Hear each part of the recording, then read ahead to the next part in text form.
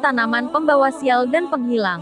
Selain sebagai pelepas stres, ternyata tanaman juga memiliki banyak manfaat dan nilai positif seperti keindahan, kecantikan, kesegaran hingga kesehatan serta kesejahteraan.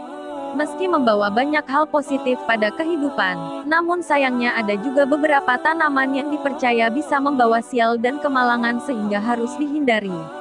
Percaya atau tidak, dalam ilmu arsitektur tradisional Hindu atau yang biasa disebut Vastu Sastra memang ada beberapa jenis tanaman yang dipercaya bisa membawa sial. Maka dari itu, Mama perlu memahami jenis-jenis tanaman yang seharusnya tidak ada dalam rumah. Hal itu kabarnya berkaitan dengan energi negatif dari tanaman tersebut yang bisa mendatangkan hal-hal kurang baik, apalagi jika tidak segera dikeluarkan. 1. Pohon bonsai. Menurut filosofi Vastu Sastra, bonsai sebaiknya tidak dipelihara di dalam rumah karena bisa membawa kesialan. Alasannya, karena tanaman ini melambangkan pertumbuhan yang lambat dan terbatas sehingga bisa menjadi pengaruh buruk bagi kehidupan anggota keluarga di rumah. Namun, jika kamu masih tetap ingin memelihara bonsai, ada hal yang perlu diperhatikan. Sebaiknya tanaman bonsai berada di ruang terbuka atau ditanam di area kebun. 2. Pohon kaktus. Pohon kaktus seringkali dianggap sebagai salah satu tanaman pembawa sial. Hal ini dikarenakan bentuk tanamannya yang berduri dan tumbuh di lingkungan yang minim air. Menurut Vastu Sastra, tanaman ini tidak disarankan untuk diletakkan di dalam rumah karena bisa menimbulkan kesalahpahaman dan konflik antar anggota keluarga. Pasangan suami istri pun bisa lebih sering bertengkar, bahkan karena hal-hal kecil.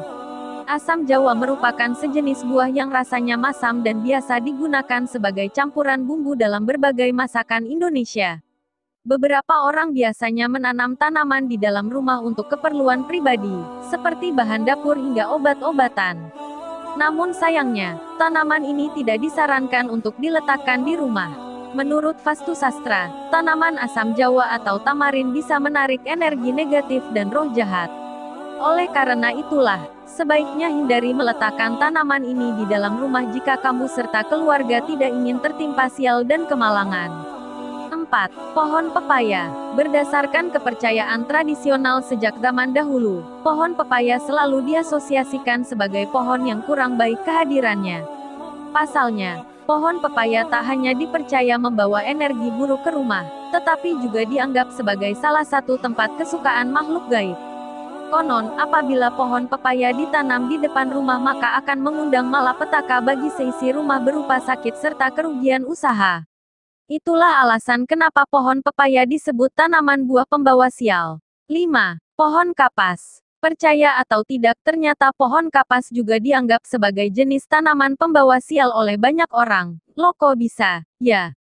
Menurut filosofi Feng Shui dan Vastu Sastra, pohon kapas membawa sial karena menjadi perantara yang mudah bagi debu dan kotoran di rumah.